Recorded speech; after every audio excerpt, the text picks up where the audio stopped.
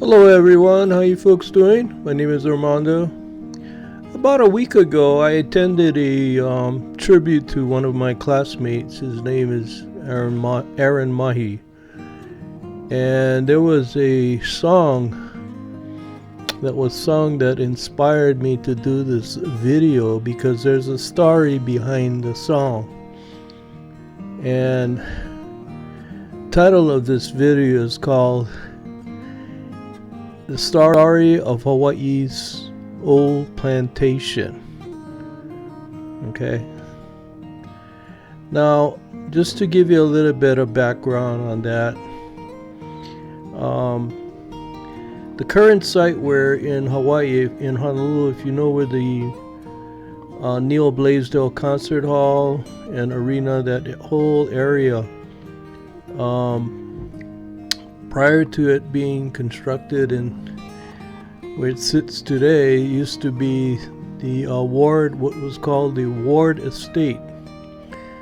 And I remember as I was growing up, I was a little boy, and my mother, in fact, my mother and my aunties all went to see this place because it was going to be torn down. And it was a part of history, of Hawaii's history. And I do remember it. I do remember walking the entire estate and seeing the house of the old plantation. I was a young boy. I'm not sure exactly what year it was. It was probably, because I think that area, the Blaisdell, was around 62 or 63. It was constructed. I was probably about 9 or 10 years old at the time when I went there. My mother took me there. But I do remember, and I do have memories of it. And the story is very interesting. So let's begin. Now, Curtis Ward was born in Kentucky, and he arrived in Hawaii in 1853, and when whaling in the Pacific was at its peak. Okay, so that was during the whaling period. Now, Curtis worked at the Royal Custom House, which monitored commercial activity at the Honolulu Harbor for the Hawaiian Kingdom. Now, Victoria Ward, that was his future wife, was born in Nuuanu in 1846. And she was the daughter of English shipbuilder James Robinson and his wife Rebecca, a woman of Hawaiian ancestry whose chiefly lineage had roots in Ka'u, Hilo, and Honokovai, Maui. Okay, so Ward started a livery with headquarters on Queen Street and expanded into the business of transporting cargo on horse-pull wagons. And the size of Ward's workforce became just as big as the harbor's other major player, James Robinson and Company, Victoria's father. Now, when tensions began to rise between the American North and South in the late 1850s, Ward would defend his Southern heritage. As a result, Ward's home, named Dixie, was often stoned by Northern sailors. Okay.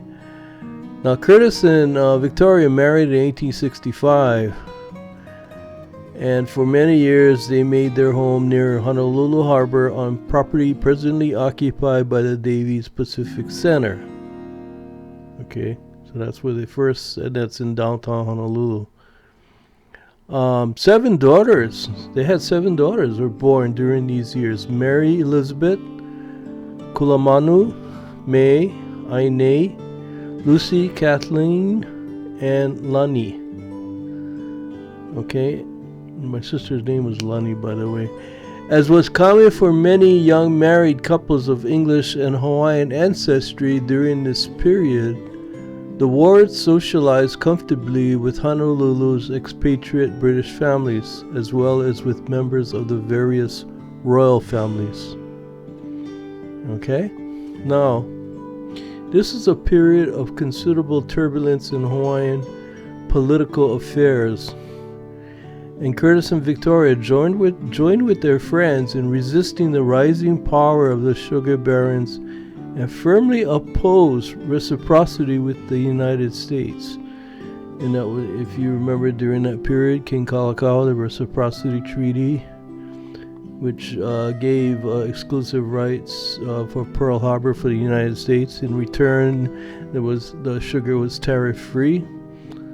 Okay, so even in later years, Victoria Ward held through her political convictions and remained a loyal friend and supporter of Liliuokalani after the overthrow of the monarchy in 1893. Okay? Now, then the Wards bought land on what was then outskirts of Honolulu, eventually acquiring over 100 acres of land and running from Thomas Square and King Street down to the ocean. Now I remember when I was a kid going through this area, this property was all, I mean, it wasn't like it is today. There was a lot of trees. It was kind of like it was a lot of, it doesn't, nowhere near what it looks like today. 'Cause I guess they knocked down all those trees and that whole estate to make way for the exhibition hall and the arena that's standing there today. They built the old plantation in 1882, a stately southern style home on the Mauka portion of the property. And if I'm not mistaken, I believe that's where the concert hall is right now. It featured an artesian well, vegetable and flower gardens, a large pond stocked with fish and extensive pasturage for horses and cattle, self-sufficient as a working farm. Old Plantation was surrounded by a vast coconut grove. Okay. Now in 1882, Curtis Ward died at age 53, leaving Victoria to raise 7 daughters and manage the estate. Okay, so Honolulu, and this is, as I mentioned before, they call it the HIC. Before the Blaisdell, it was called Honolulu International Center, HIC. Later renamed the Neil Blaisdell Center. It was under construction in 1963. Okay, so at that time, that's when it was no longer the Ward Estate. The Blaisdell Center has been, ever since the Blaisdell Center has been in operation since 1964. So I guess it's about 60 years now almost in operation. And in 1994 it was remodeled and expanded. And the Blaisdell Center complex includes a multi-purpose area, exhibition hall, galleria, concert hall, meeting rooms, and parking structure. Many graduations occurred in that arena. And I graduated personally from Kamehameha Schools at the Blaisdell Arena. And I've been to many, many concerts and many, both the arena and the concert hall. Okay, now, in 2002, Chicago-based General Growth Properties, owner of Ala Moana Center, closed an agreement to buy Victoria Ward Ltd., giving it control of one of the state's largest private landowners and operator of a growing retail complex in Kaka'ako. So that's what happened. Okay, now, in 2010, General Growth spun off its development properties as the Howard Hughes Corporation and is working on plans for the creation and redevelopment of an urban master plan community in Kaka'ako. Oha and Kamehameha Schools are the land owners in Kaka'ako. Okay. Now, Old Plantation was their elegant home at the corner of King Street and Ward Avenue, present site of the Neil Blaisdell Center. The home, built in 1880, was part of the vast 100-acre Ward estate with streams, fish ponds, and a water wheel and private school. The Wards and their 7 daughters were intimate friends of Hawaiian royalty and loyal supporters of the monarchy. When the last of the reclusive Ward sisters living at Old Plantation died in 1858, the city and county of Honolulu purchased the Mauka section of the estate for more than $2 million. Okay, so that was in 1958. At that time I was 5 years old. And then, well, anyway, that's the story of the Ward estate. Showing pictures of now a lot of at this time I'm going to show you I'll let you listen to the song Old Plantation. Okay, now the words of the song is by Mary Jane Montano, music by David Nape.